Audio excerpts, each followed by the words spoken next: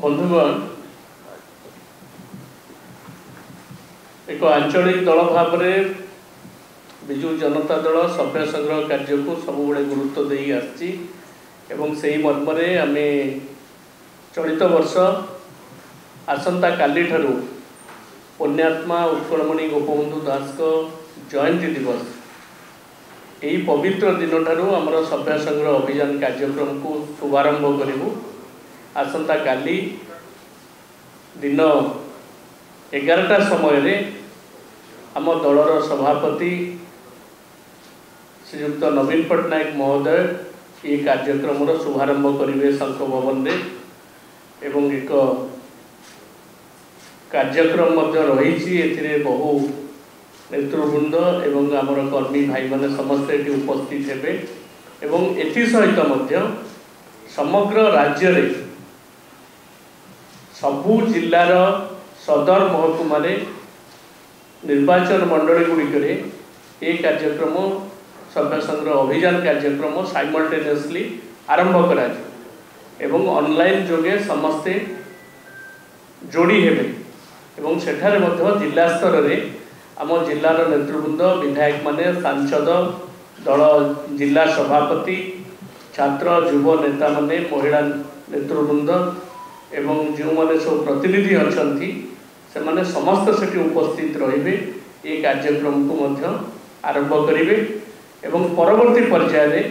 अन्य निर्वाचन मंडली गुड़िकरे मध्य हमर सभ्य संग्रह अभियान कार्यक्रम को आमे आगे नबु। एही मर्म रे आमे हमर जो सभ्य संग्रह अभियान पे जो कमिटी गढ़ा है 22 जन सदस्य जो विधायक मन अच्छा सांसद अन्य नेतृवृंद अच्छा आम निष्पत्ति ग्रहण कर भाव में फिजिकली एवं डिजिटली उभय भाव में ये सभ्य संग्रह अभियान कार्यक्रम को आम आग को नबू लोकों पाखे पहुँचिकी दलर श्रीवृद्धि करूँ तार खसड़ा प्रस्तुत करा एवं मुझे सूचना देवाई चाहूँगी विगत दिन में सभ्य संग्रह अभियान कार्यक्रम सफलतार सहित निया पाखापाखि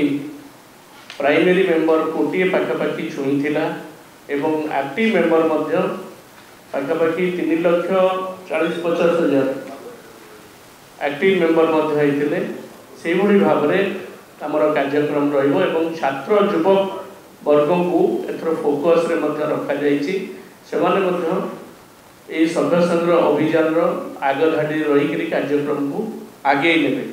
मोटामोटी भाव में आसंता काली जो कार्यक्रम आमर दल सभापति एटी पहुँची शंख भवन में दिन 11टा बेले आरंभ हे एवं जिला स्तर आरंभ हम तापर ये पूजा पर ये कार्यक्रम को बहुत डिजिटली एवं फिजिकली कार्यक्रम को आमे आगे नबु। धन्यवाद।